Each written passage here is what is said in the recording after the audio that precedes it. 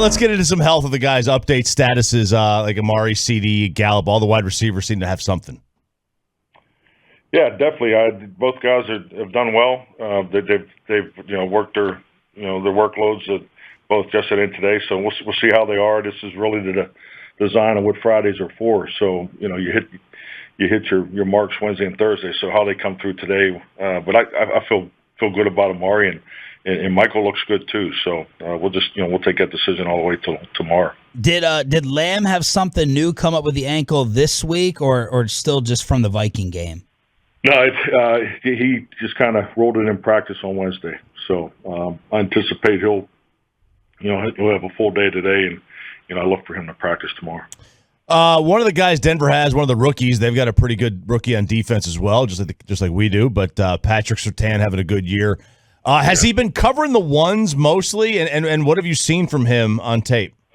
Well, I mean, the thing about it, they're more left and right, but he's he's one of those young corners you probably want to get after him now, because in another year or two he has a chance to be one of the top players in the league. So he plays with excellent length, just very mature in his his technique and route recognition.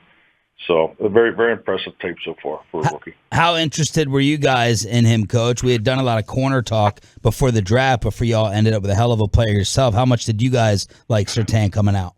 Oh, I loved him. No, he was definitely, had a lot of conversation and, up there with Micah. And he's definitely living up to his valuation grade. Micah did not have the green dot on his helmet this week. Is that something that you guys are going to do moving forward, where you have another player be the one making the calls? Yeah, as we move forward, a lot of that is determined by final game planning, trying to anticipate the personnel groups that you're going to be in. But it was something that J-Ron did an excellent job of. And we'll probably lean that way again this week. But you always got to have three guys ready for the green dot. Now, Mike is still part of that rotation. How much does that free up a defensive player, Coach, when they don't have to worry about those calls? We always talk about offensive terminology, but is it overhyped that someone just gets to play without thinking if they don't have that responsibility added?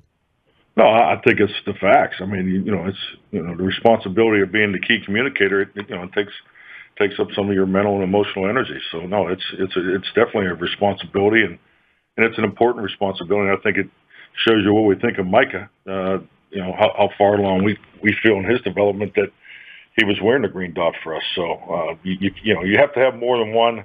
So you have to have a clean rotation, because the communication, especially the stress in the pre-snap. So much of this game, with the offense trying to attack the defense, there's so much that goes on before the ball is snapped, and the importance of that, how it affects the efficiency of how you guys line up and play. So I just think Mike is trained and ready to do it, but just based off of how we feel the flow of the personnel groups, it was actually good to take some responsibility off Micah's plate. Mike McCarthy, live with Shan and RJ every Friday on 105.3 The Fan. You, of course, know that we throw out really dumb football questions for our own education to you every week. This week's is defensive play calls. Mike, how different are they from offensive play calls, like with the terminology? Is it so much shorter? Is it quicker? I've always wondered about that. The defensive guys go in for a second.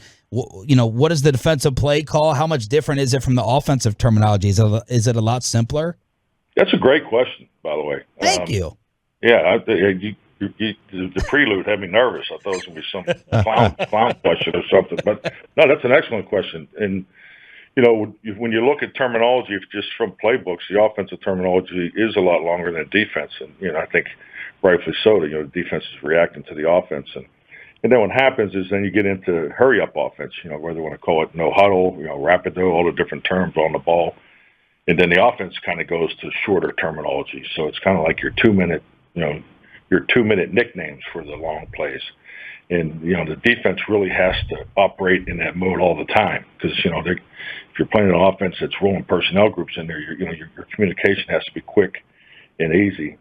So to answer your question, the defense terminology is a lot less, and our guys are very creative, in how you build the families of words, and and it's it's key to the momentum and the way today's game's played because everybody's trying to hurry up and slow it down and trying to keep the opponent off balance.